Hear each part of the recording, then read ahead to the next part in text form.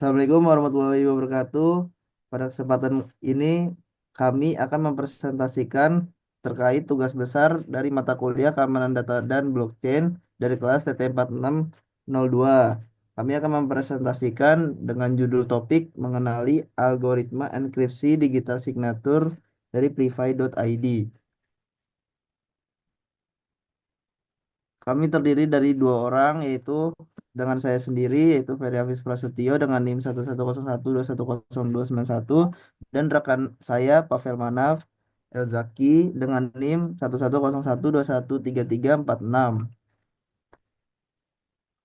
Latar belakang dari pengambilan topik ini yaitu keamanan data menjadi aspek penting di era digital, terutama dalam transaksi elektronik. Privy.id sebagai penyedia tanda tangan digital terpercaya yang digunakan banyak perusahaan dipilih sebagai studi kasus untuk memahami alur penggunaan dan teknologi enkripsi yang diterapkannya. Studi ini bertujuan untuk menggali lebih dalam tentang peran enkripsi dalam menjaga keamanan dan keabsahan dokumen elektronik sesuai standar regulasi.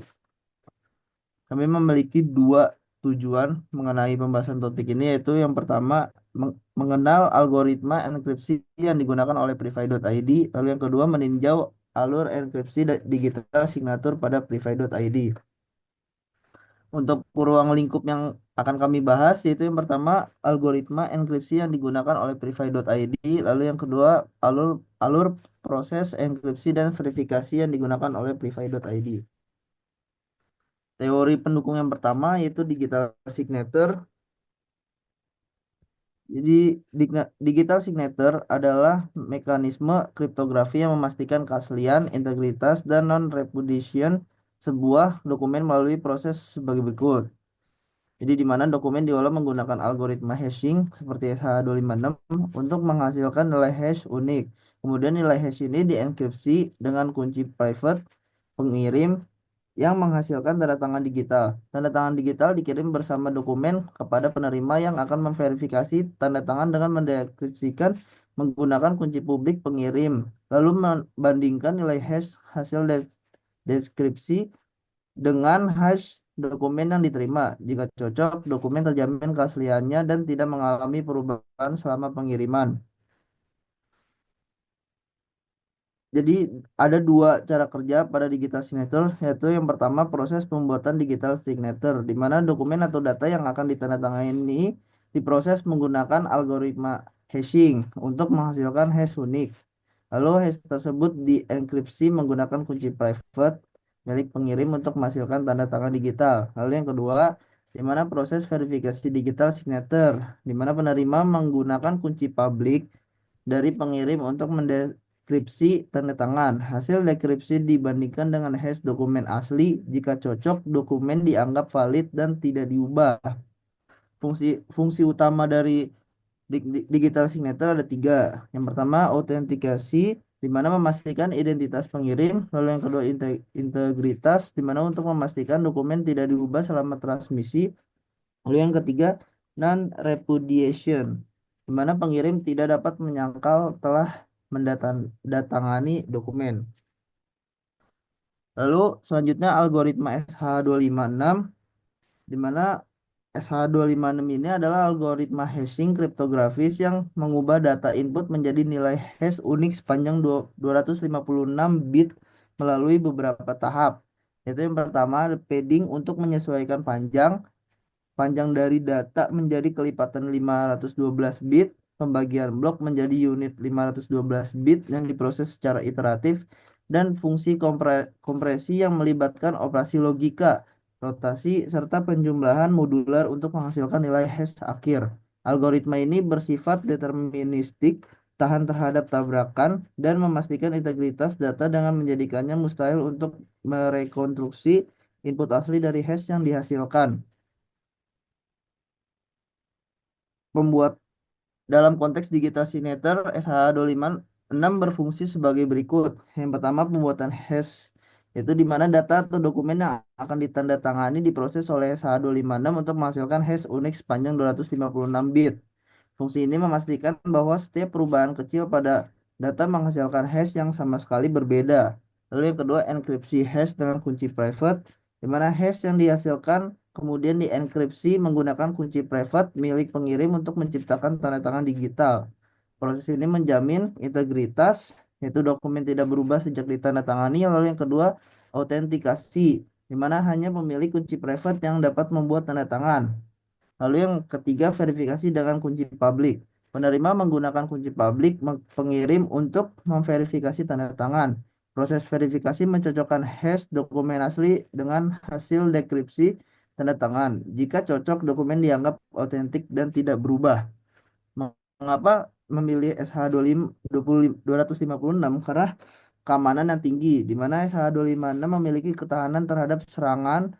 Lalu yang kedua, efisiensi. Jadi hasil dari hash selalu berukuran tetap, yaitu 256 bit terlepas dari ukuran dokumen. Lalu yang terakhir, kompatibilitas, di mana SH256 sering digunakan bersama algoritma enkripsi RSA atau ECC dalam skema digital signature modern. Mungkin selanjutnya akan dibahas oleh Pavel.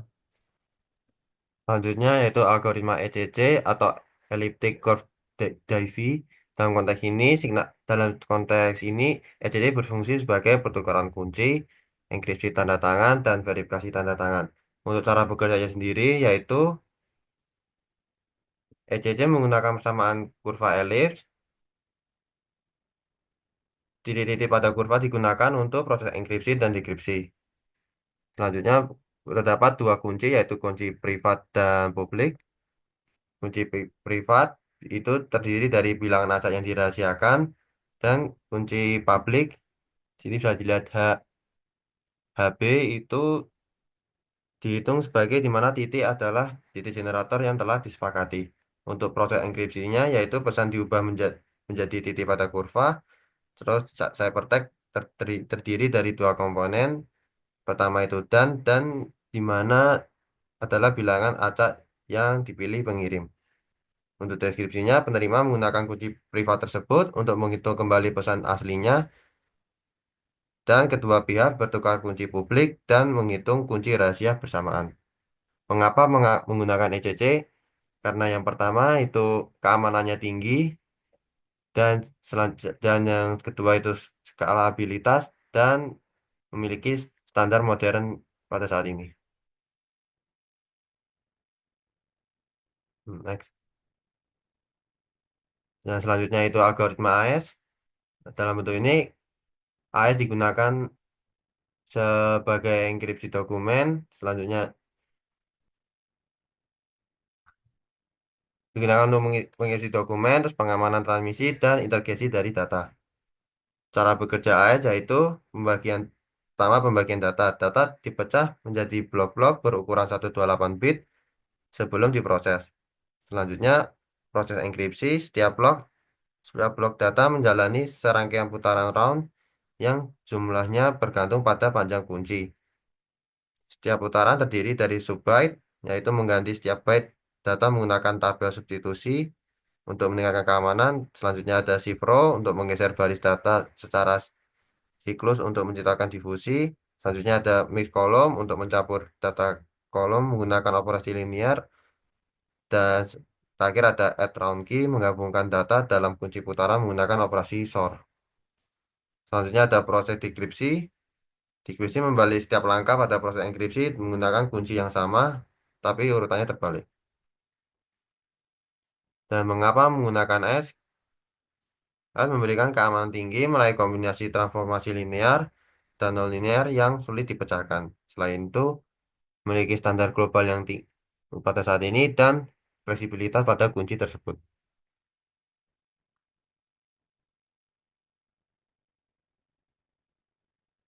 Pada alur kerja Privy ID yaitu bisa dilihat di flowchart ini. Yang pertama yaitu dokumen masuk. Dokumen yang perlu ditandatangani akan memasuki website Privy ID. Nah, untuk penandatanganan itu langkah kedua yaitu login website Privy ID. Pengguna masuk ke akun Privy ID menggunakan login akunnya. Yang ketiga, tanda tangan di website Privy ID. Selanjutnya, setelah tanda tangan, user akan diminta kode konfirmasi yaitu second verification bersifat OTP atau password konfirmasi yang berbeda. Selanjutnya, dan yang terakhir yaitu dokumen sudah ditandatangani. Untuk alur prosesnya, maka pertama melakukan login akun Privy ID, terus memilih workflow untuk penandatanganan. Yang ketiga, mengupload dokumen untuk dienkripsi menggunakan algoritma AES sebelum disimpan di server, memastikan kerahasiaan dokumen selama proses pengunggahan dan penyimpanan. Nah, pada tahap selanjutnya, pengguna meletakkan tanda tangan digital di posisi sesuai dokumen seperti di gambar. Tanda tangan ini terhubung dengan dokumen melalui hash unik yang dihasilkan algoritma SHA-256, sehingga memastikan dokumen tidak dapat diubah tanpa membatalkan validasi tanda tangan. Langkah ini menjamin autentikasi, integritas, dan non-repudiation untuk dokumen tersebut.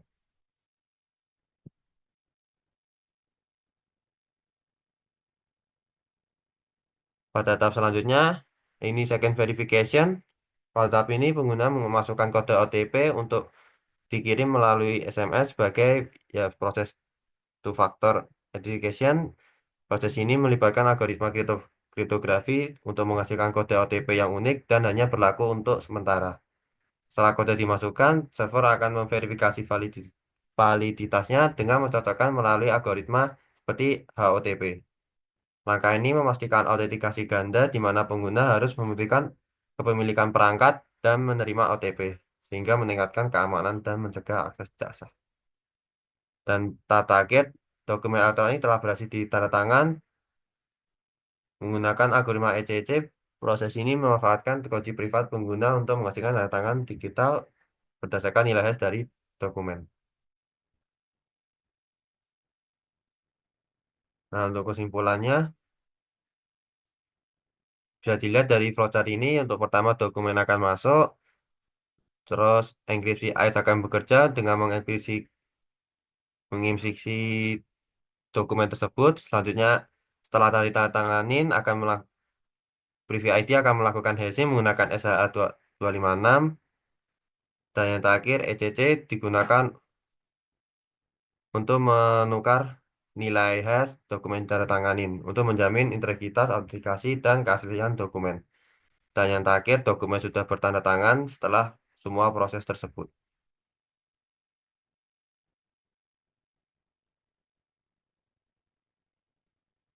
Untuk Ini referensinya bisa merupakan dilihat di sini. Jadi ini merupakan referensi yang kita ambil untuk terkait topik ini. Dan sekian presentasi yang dapat kami sampaikan. Semoga informasi yang kami sampaikan bisa dapat bermanfaat. Terima kasih atas perhatiannya. Wassalamualaikum warahmatullahi wabarakatuh.